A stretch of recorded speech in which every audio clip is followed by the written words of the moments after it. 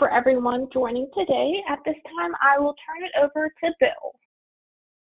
Good afternoon, everyone, and welcome to HBK's monthly risk advisory webinar series. My name is Bill Heaven. I'm a senior director with HBK in our risk advisory services.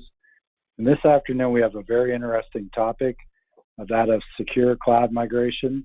A little bit of history on our presentation today.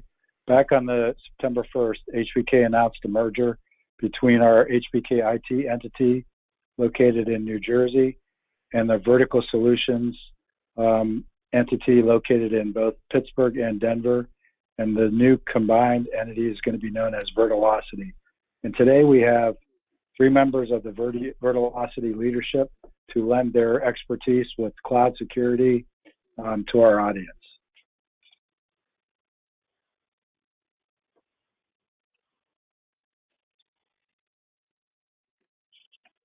Okay, so our agenda for today is up on the screen, and I'm going to go through a few housekeeping or logistical issues to get us started here. So today our presentation is eligible for 1 hour of CPE credit. In order to obtain the credit, you're going to need to remain online for the entire webinar session and answer 4 content-sensitive questions that are going to be embedded within the presentation. And that you will request your CPE certificate basically by answering yes to the 4th question, saying that you want CPE for today's webinar. So all our incoming lines are muted, but if you experience problems, we are monitoring the meeting control window, so you can try to put a chat message in there and we'll respond to that. Additionally, we're going to leave approximately 5 to 10 minutes for questions at the end of the presentation, and you can submit questions as you think of them to the message control center, and we'll field them at the end. There is a PDF version of today's presentation available for you to download. Additionally, we will record the webinar so you can share it with any colleagues that weren't able to attend today, and we'll send that out as an email along with a copy of the slide deck before the end of the week.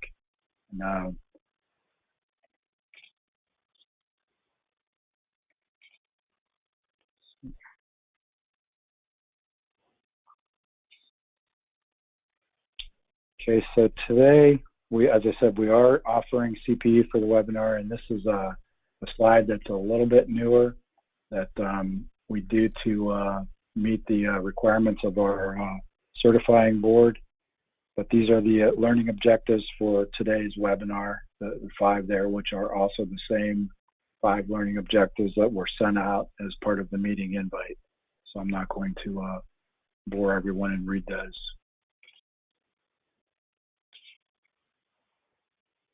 As said before, I'm with a senior director with HBK. I've been with HBK since June of 2018. In addition to working in our risk advisory services practice, I also have internal IT security responsibilities within the firm. Today, as I said, we're joined by 3 members of Vertilocity. So we've got 2 that are going to do the main presentation this afternoon. Chris Bowman, who's located in our Pittsburgh office, and Pikul, who's located in New Jersey. Chris and Pawel, welcome to our risk advisory webinar series. Is there anything that either one of you would like to share with the audience before we dive into the presentation? Hi, I'm Chris Bowman. I've been with Vertilocity, as we're now called, for a little over a decade, and been involved in the technical and security side of our organization for most of that time. Started on the help desk and came up as came up in the areas of business continuity, disaster recovery, virtualization, and data center operations.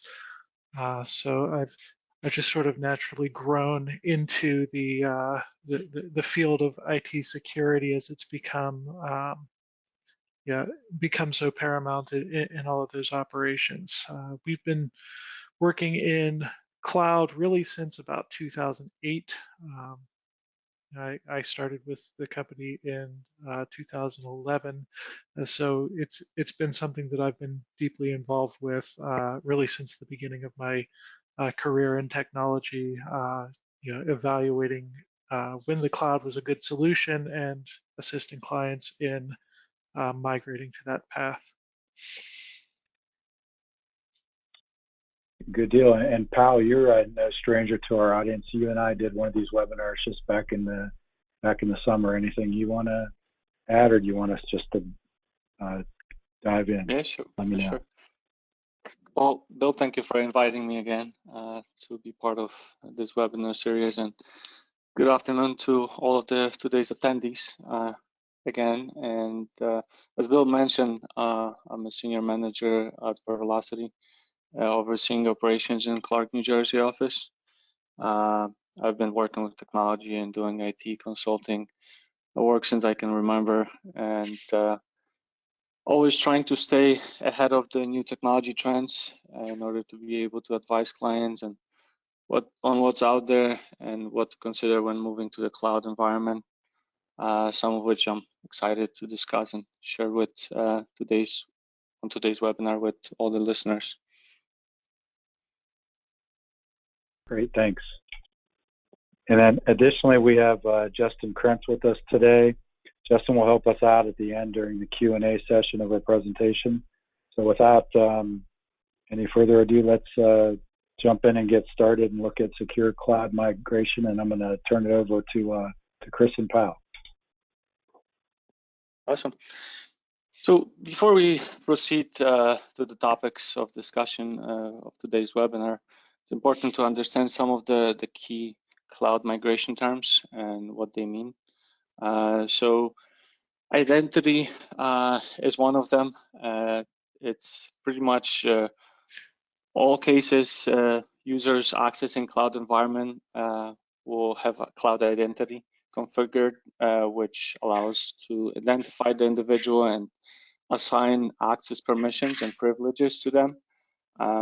So that's one of the key terms that you will hear often when talking and discussing cloud with cloud service providers, and you will hear that term in today's webinar as well. Data protection is a process of safeguarding important information from essentially from corruption, compromise, or loss. And the coronavirus pandemic obviously caused millions of employees to work from home, resulting in need for remote data protection now more than ever that businesses must adopt to ensure that the data is protected, whether the employees are working from their office or from home or anywhere else. So those two are very important, and kind of both of them linked together. It's also important to mention identity and access management, which is a way to tell who the user is and what they are allowed to do. Essentially, you can really think of it as a bouncer at the door at the nightclub with a list of who's allowed in or who's allowed, who's not allowed, who's able to access the VIP area. So essentially, that's what identity and access management is, which I figure I'll mention. I think that's going to come up as well.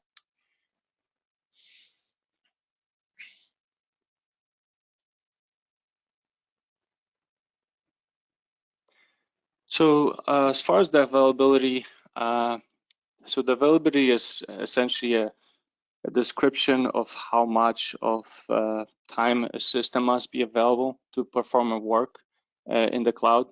And it's often mentioned and guaranteed to a certain level in a service level agreement with the cloud service provider. On the screen, you're going to see that depending on the service level agreement, there might be a cloud vendor might mention different percentage of availability, and depending on the percent rates, it might be They might be able to bring the system down or it might not be available for about, depending on what the percentage is, for example, 99% would be about 7.3 hours of potential downtime in a month, going down to 99.999%. It would be as little as 26.3 seconds per month that the systems could potentially be down. Increasing availability is usually achieved by adding redundancy to systems. For example, adding multiple servers running the same workload. And it's usually increasing the availability kind of is linked to both costs and complexities of management and how the environment is built.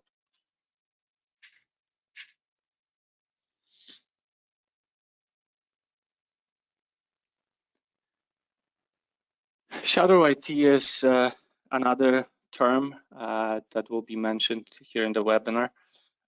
Shadow IT are essentially IT projects like cloud services that are managed outside of and without the knowledge of the IT department.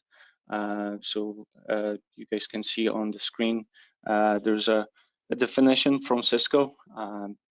The cloud provider would usually manage hardware or software without the in-depth knowledge from the IT department.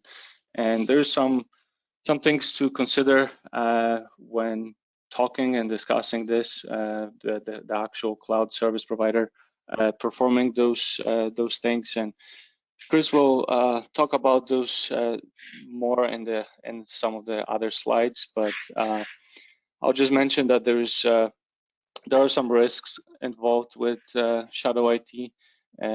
Users can share information outside of the controls put in by IT or security team.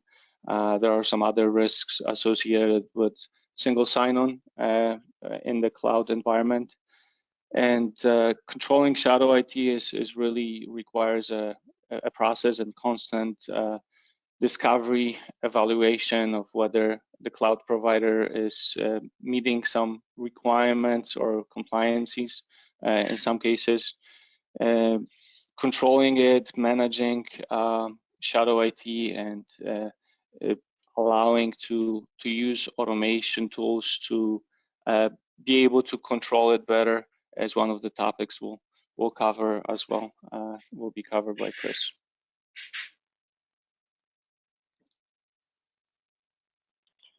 Okay, so that takes us to our first CPE checkpoint question that Michelle's loaded in for us.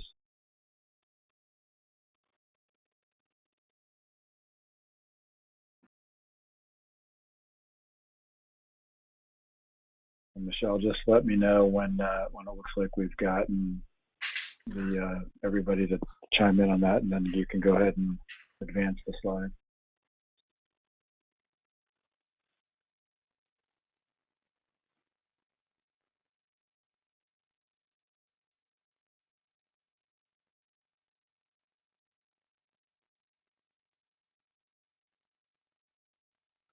Okay, thanks. So now with that first CPE checkpoint out of the way, let's move on to our next agenda item.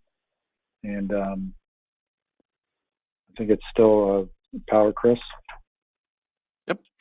So as part of choosing a cloud service provider, obviously there's some security concerns and risks associated with going that route.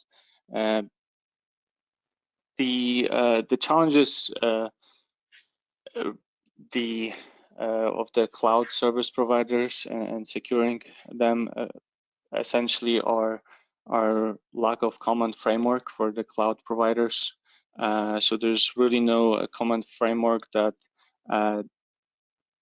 is the same that all the cloud providers are going by. So we are really need to assess each environment separately, understand precisely what security goals are, what security measures are offered by each of those providers. Formal third-party security assessments are some of the things we can look at when assessing the security or what the compliances certain or specific cloud providers are going by, and each in the industry might have different needs as far as the compliances or security of the data. So it's important to really understand what those individual cloud providers, their ability is to protect your data, and whether that is potentially a niche of that provider to be able to secure that data.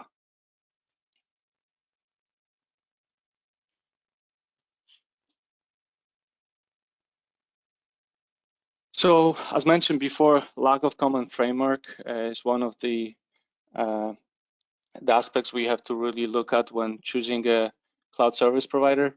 No two service providers are cloud service providers are really the same.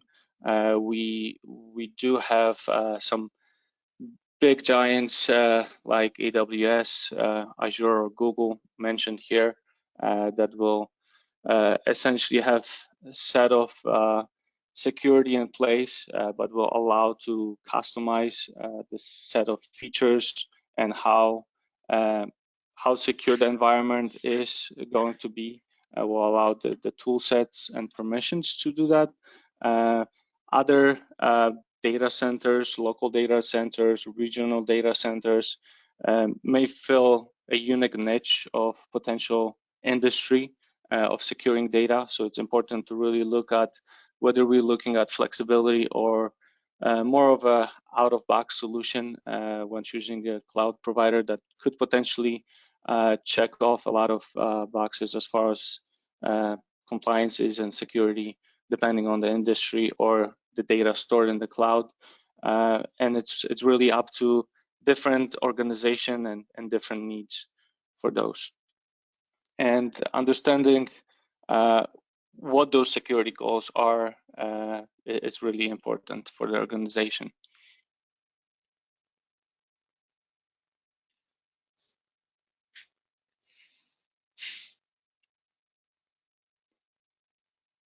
So some of the security risks and obviously the lack of common framework for cloud providers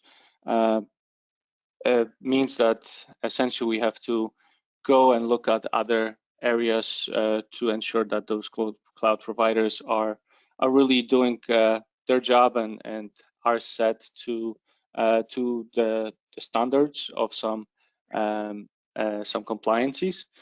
So there are third-party security assessments that cloud providers are meeting in a lot of cases.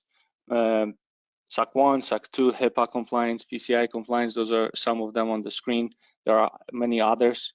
When choosing a cloud provider, it's important to check whether those cloud providers do meet those requirements, have the certifications for those compliances, especially if you're, let's say, healthcare provider, you need to go by HIPAA compliance. Not only your local network needs to be HIPAA compliant, but also anybody that stores client and data, it has to be HIPAA compliant as well, and that includes the cloud, especially if the data of patients is being stored there.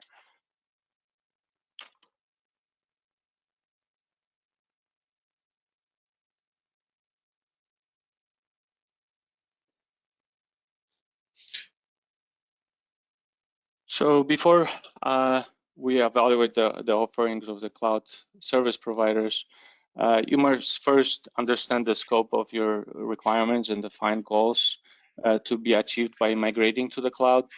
There are many questions you have to ask yourself when really assessing the cloud providers and what the needs are for your specific environment.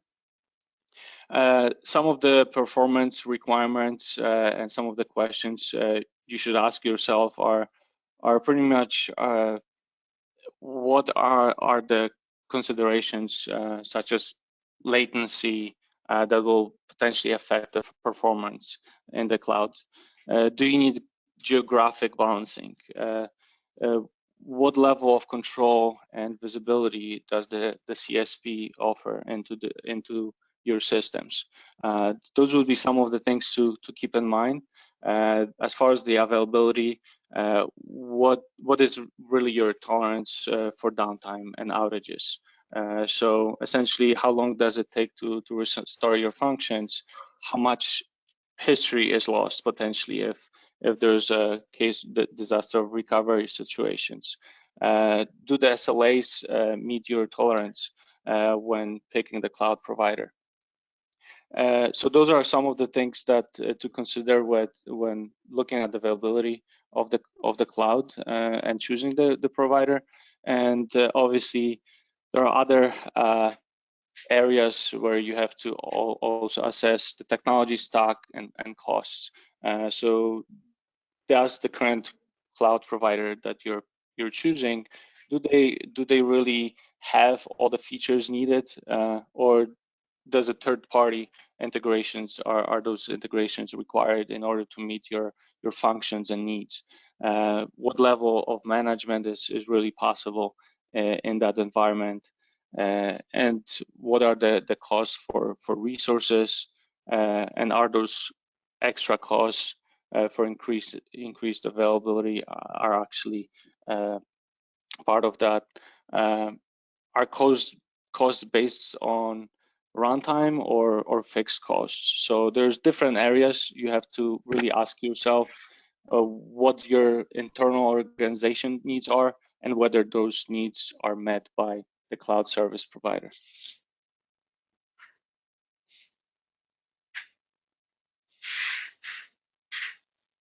So when evaluating cloud service providers, it is important to understand how they protect your data, and important considerations are unauthorized access, for example. Are the physical controls of the environment where the data is kept? Are there guard security cameras in the data center? What are the access controls in the technology stack? And it's important to understand in what circumstances the CSP may have access to your data. All that information is usually provided in the terms of services and agreement, but it's important to keep that in mind, depending on what data is going to be kept in the cloud. Keep those things in mind. Is the other areas that we really have to consider is whether the data stored is encrypted in REST, and who has access to the encryption key. Does the cloud provider have access to the encryption key, or the client IT department has access to that encryption key to ensure that the data is secured and encrypted in REST?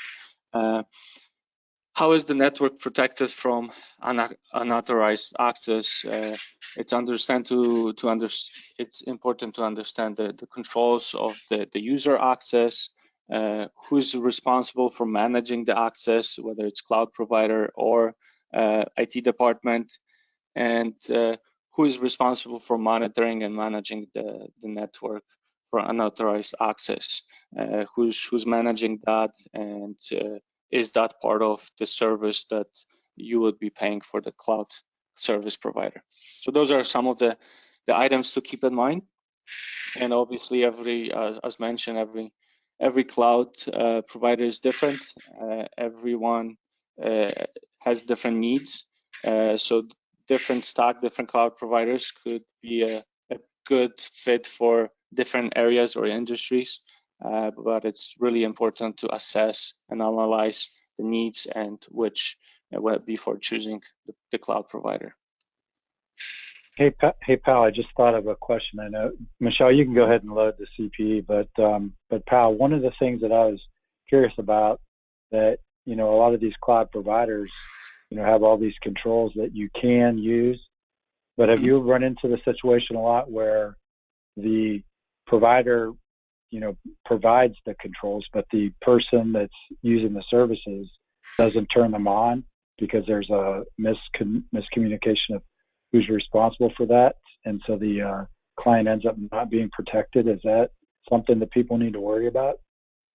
Absolutely. So we see that all the time. So a lot of times the cloud provider would provide the controls or features and ability to protect the environment, but it's really up to the client's responsibility to configure it in a way that the data is secure in the cloud. So we definitely see that a lot where the IT departments are not using those security features or enable them, although they are available. But they're not necessarily required or done by the cloud provider themselves. So definitely see that for sure. That's something else for the audience to keep in mind. Just make sure who's taking responsibility for those controls. And then, so now let's move on to our next agenda item, and I think Chris is going to take over from here. Yeah. So, I want to talk about. Okay, now that we've selected our cloud service provider, what are we going to do to actually protect our workload in the cloud? And there's the old method of thinking, with the enterprise data center or the small office data data environment, where you build this wall around your data of firewalls and antivirus, and everything stays within that sort of walled garden. And as we've moved to the cloud, and especially with the pandemic, we've really been forced into this concept now of access from anywhere, and working from really multiple environments. We have software as a service vendors who have their own data centers. We have we have our own servers. We have all sorts of different sources and destinations where we're connecting to. And so just the traditional idea of putting a firewall around your at the entrance to your network, and making sure all of your computers are protected is just not providing the security that we need anymore.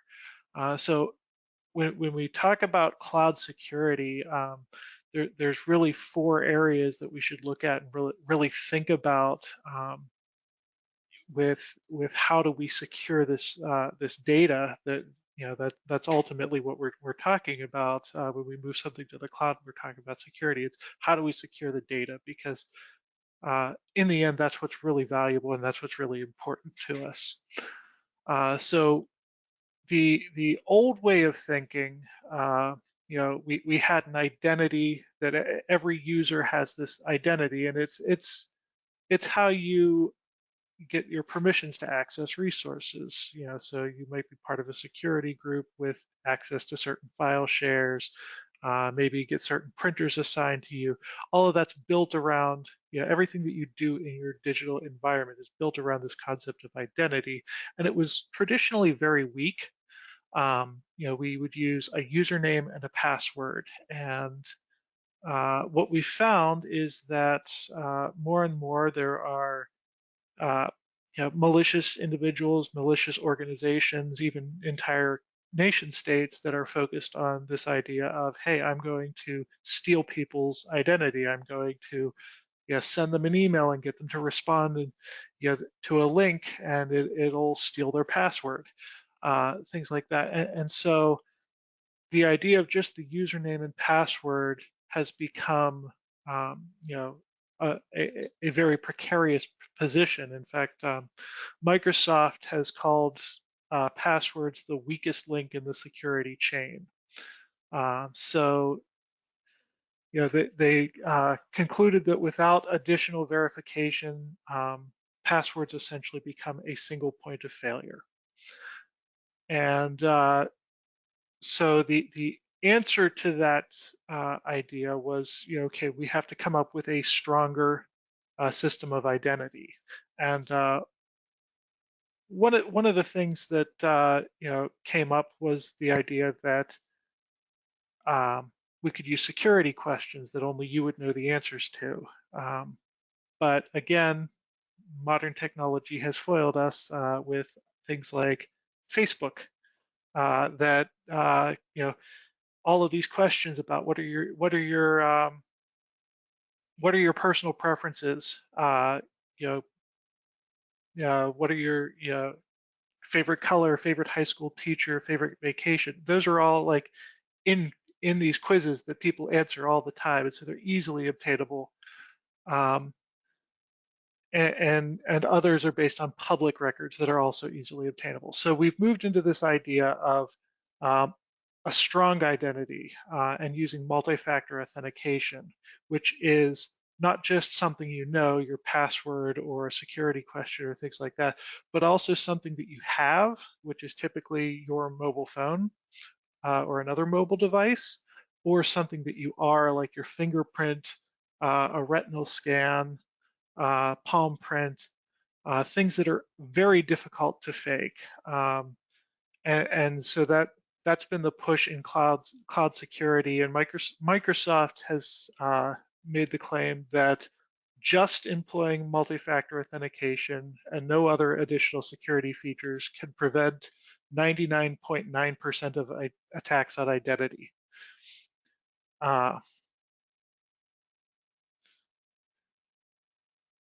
So additional controls beyond just multi-factor authentication that we can put in place, the idea of conditional access, where we create policies to restrict user access by geographic location. So perhaps a country one country might be allowed to log into a resource and another country might not.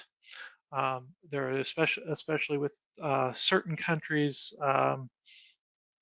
that have a very, very heavy presence of hackers, and most US organizations don't have any sort of strong presence in that country. It's easy to block that country. You can also block by a specific application. So perhaps to allow access to email, I want to allow Outlook, but I don't want to allow Thunderbird. We can restrict or allow by just an IP address, or we can even use tools like mobile device management and only allow connections to registered devices, or even devices that the mobile device management can attest comply with a security policy. There are also adaptive policies that are available, like a risk-based sign-in that might be looking for, hey, this user has made it impossible travel. They are logging in from Miami and they're also logging in from Cairo, Egypt. That would be something that would be blocked or at least flagged and alerted to the network administrator or the security administrator. You can detect accessing, again, from multiple locations, or using unusual methods like a developer tool instead of a web browser to log into something. And so those controls can give us additional protection beyond just the idea of the username and password or multi-factor authentication, on ways that we can restrict or allow. Another important thing that I think a lot of organizations overlook when moving to the cloud is that you still need to really protect your devices.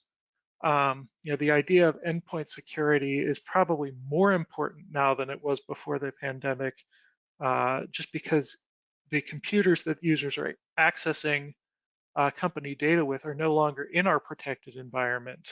They're in people's homes, they're in coffee shops, they're in places that are beyond our protection, and so it's very important to make sure that you protect the integrity of those devices, make sure that there's not malware or something to steal passwords. And likewise, it's also very important to be patching and installing updates. And this is something that this is something that a managed service provider can help you with, in that they have tools to manage, monitor, and ensure that those patches are happening even when the user's computer is not in the company environment anymore. Another thing that you can do to secure the integrity of your devices is to use mobile device management. Again, you can use that to only allow registered devices to access your sensitive data. You can ensure that those devices are encrypted, which a lot of our various standards, and I know especially HIPAA, require that any device that's accessing protected information be encrypted. This gives us a way to validate and verify that. Again, you can restrict connections to only approved applications. You can prevent sharing of information outside of those applications, which can prevent leakage of sensitive data outside of your organization.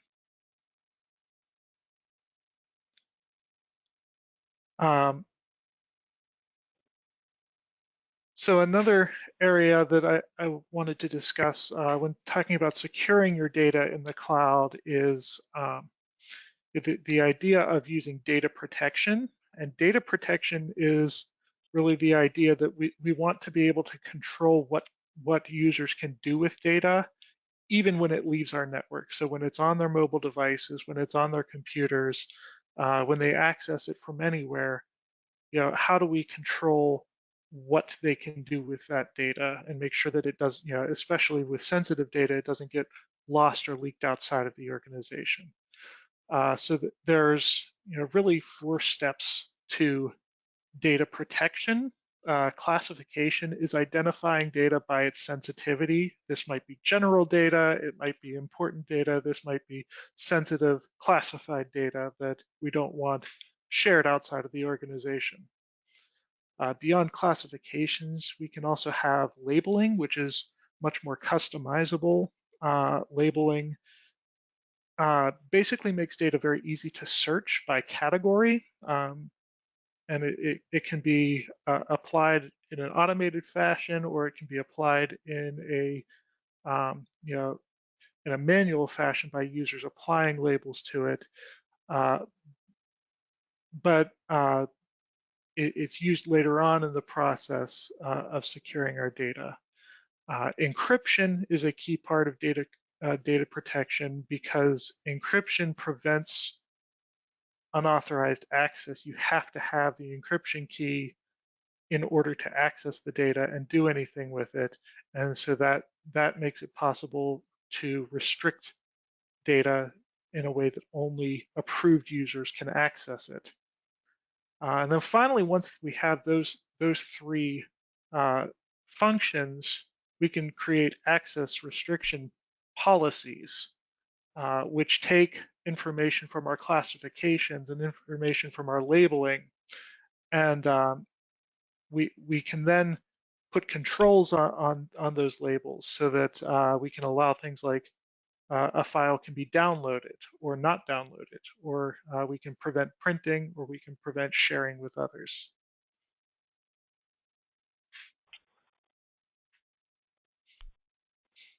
Okay, and now that brings us to our 3rd poll question, and I see Michelle's already got that loaded up there for us, so thanks, Michelle.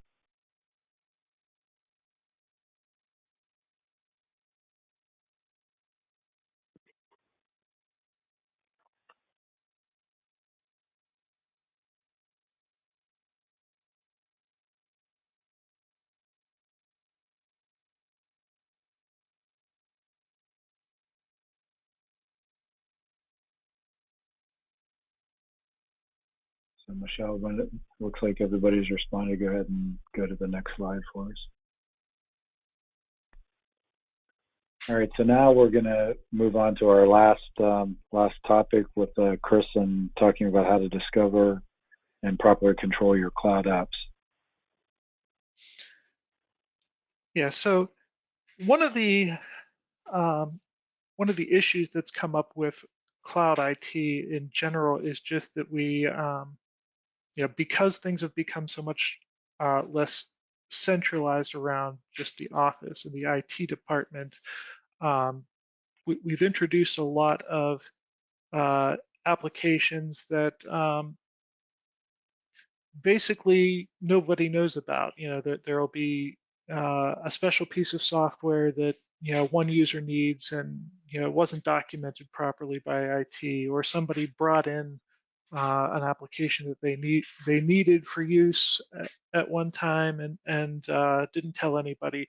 There's any number of reasons why shadow IT, or IT that's unknown to the IT team or the security team, can enter the organization, but these things present risks to our environment. Shadow IT can enable users to share information outside of the controls that we've put in place, and that can be intentional or unintentional, and especially with more and more our various applications are tied into the idea of single sign-on. And single sign-on is a wonderful tool that helps us to not have to have a unique password for every application. And there's a lot of benefits to it, but one of the risks is when we have applications that aren't properly documented and use single sign-on, the permissions granted by single sign-on can sometimes also allow access to other resources in the cloud that we don't necessarily want that user to have. So it's very important that we understand what our IT footprint actually is, understand what applications exist, how users have access to it, and be able to control that.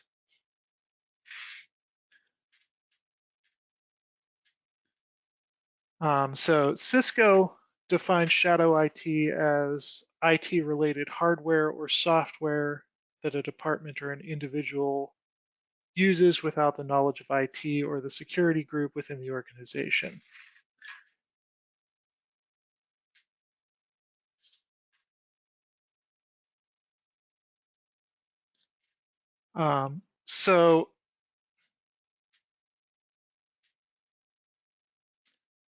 Controlling shadow IT really isn't a one-time thing. We like to think of things as think of controlling shadow IT as a continual process. Basically, it's going to consist of discovery, which is just going through all of the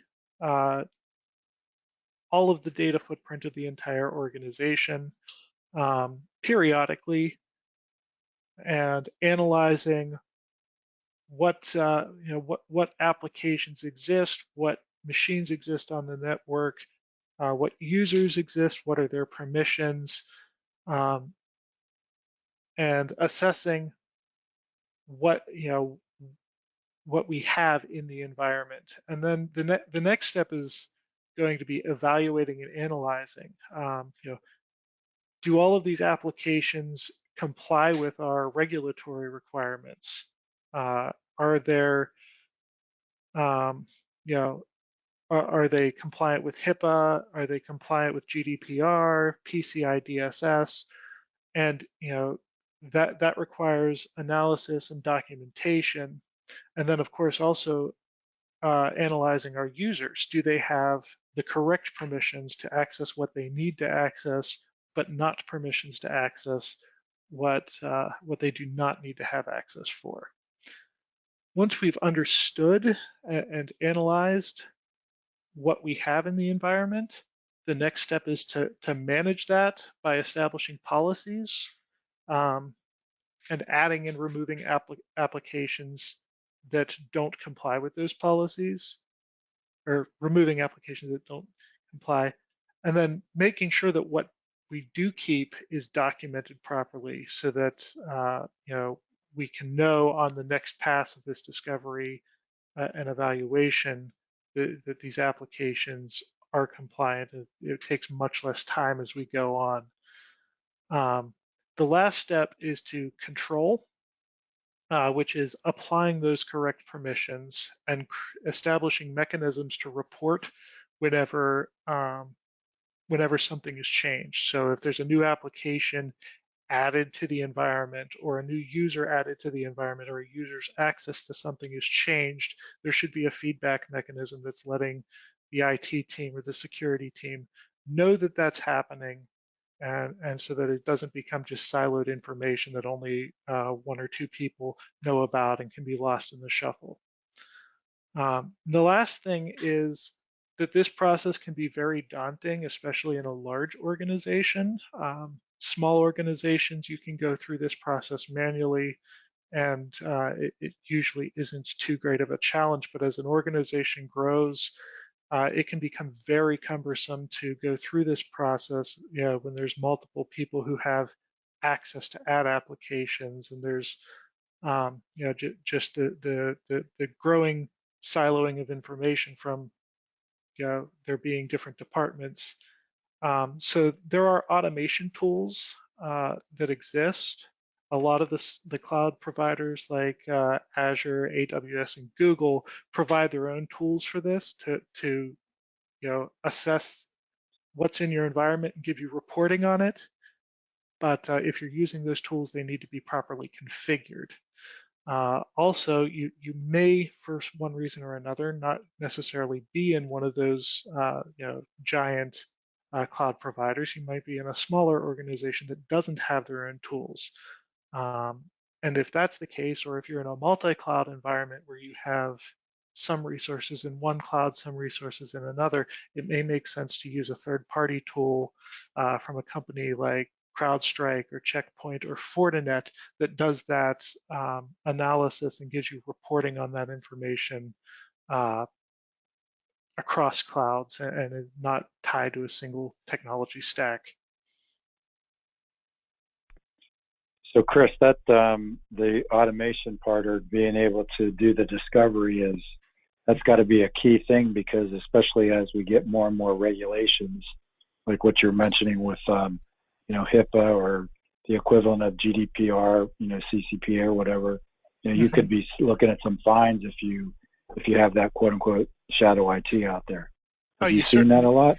You certainly could, and well, I haven't seen a lot of fines. It's an issue that is definitely growing. As we move more and more things to the cloud, there tends to be sprawl, and of course, these tools also come with a cost, and there's often a tendency for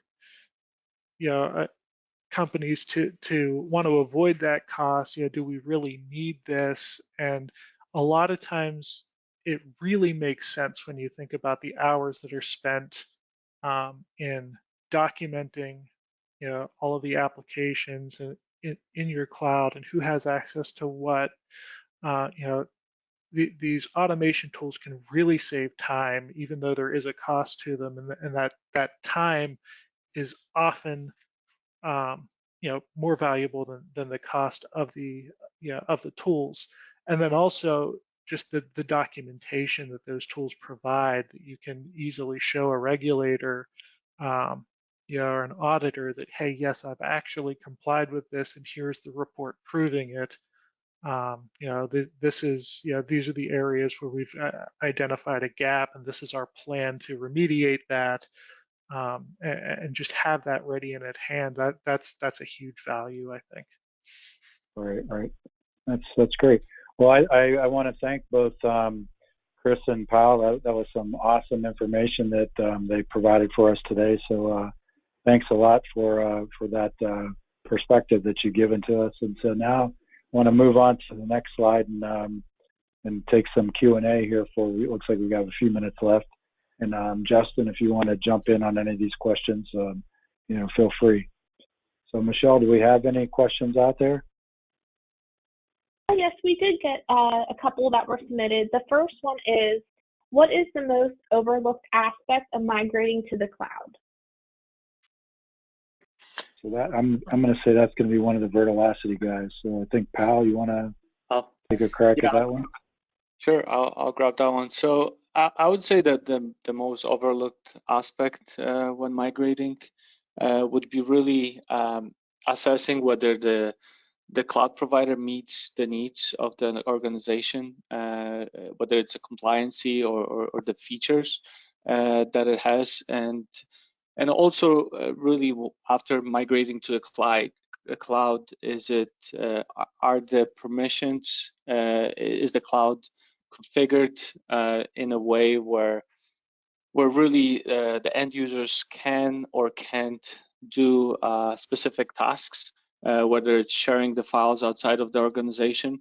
So what I see a lot when looking and auditing some of the setups that clients have is that essentially there is really no policies in place that would prevent the end users from sharing the files outside of the organization, which kind of is a concern with data leakage and obviously some compliancies for HIPAA or other areas, depending on what the organization does and what data is really kept in the cloud. So I would say those would be the most overlooked ones that we see pretty often.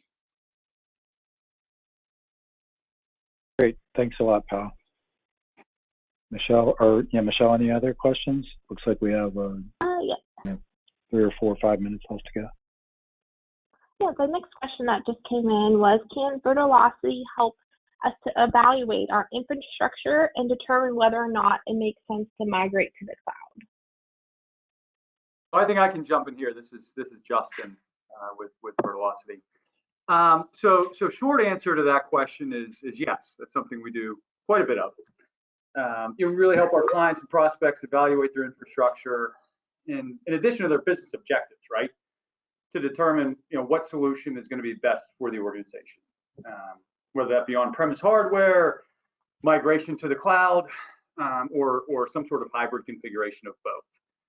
So there's lots of factors to take into consideration, and we certainly help groups kind of navigate that process. So my information is actually here on the screen. So if anybody has any further questions around that, please don't hesitate to reach out to me via email, phone. Yeah, I'd be happy to further discuss that. All right, great. Thanks, Justin.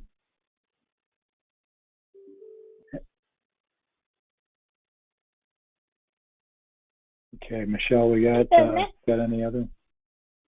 Yeah, we had 2 more that just came in. The next one is, can HBK help me evaluate the security posture of a cloud service provider?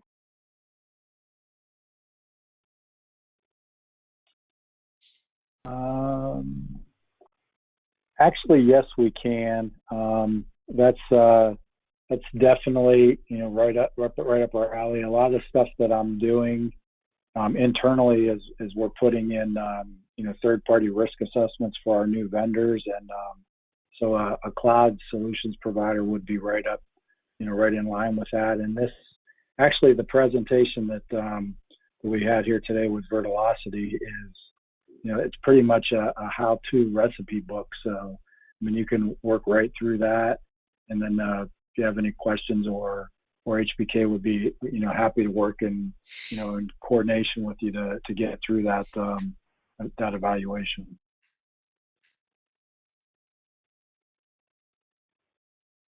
So looks like do we have any other questions, Michelle? Looks like we have time for about maybe one more. Yes. What are some of the most unique situations you've encountered regarding organizations that's migrated to the cloud? I can probably grab that one.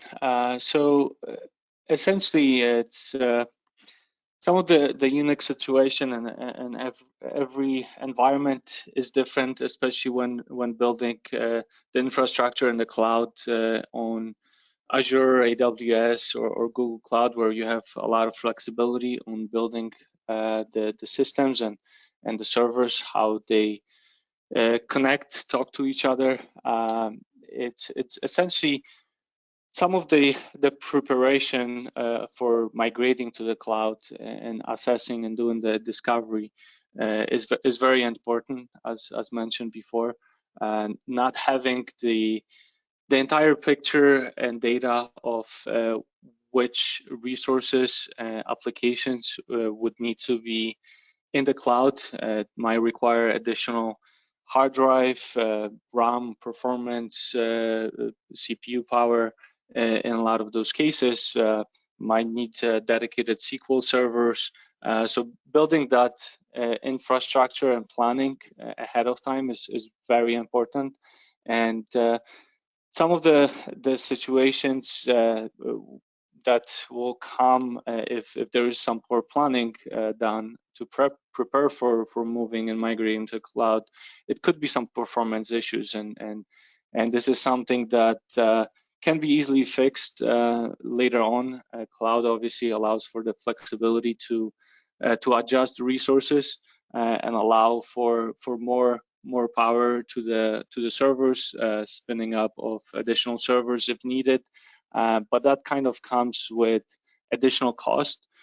So obviously, as the clients assess moving to the cloud, they have an estimated cost on how much that would be, and that could potentially change as we adjust the resources or add additional servers to meet the needs, application needs, and kind of allow for the growth of the company. And so that I would say that would be some of the situations that we run into, and it's poor preparation could be really affecting that. So we really have to spend time to assess and do the detailed discovery ahead of time. Hopefully that answered that question. I don't know, Chris, if you have anything to add for that.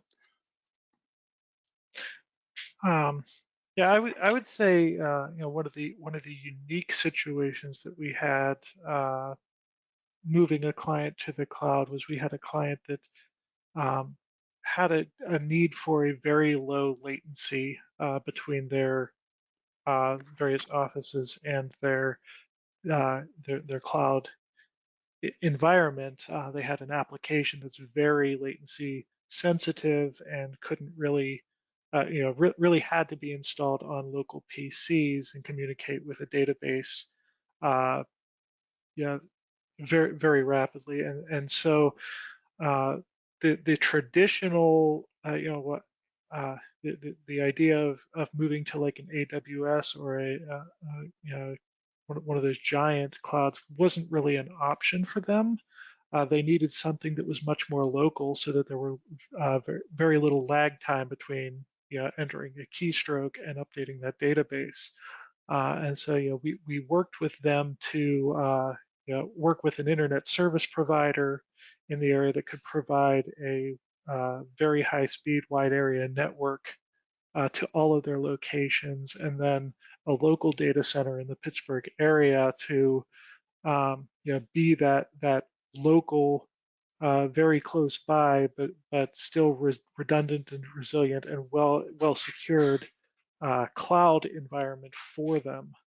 And in that way, we were able to have the application perform well and have the users be happy with their experience, but also provide them with a secure, resilient cloud environment. All right, great. That's thanks a lot for that answer that question, both Chris and Pal.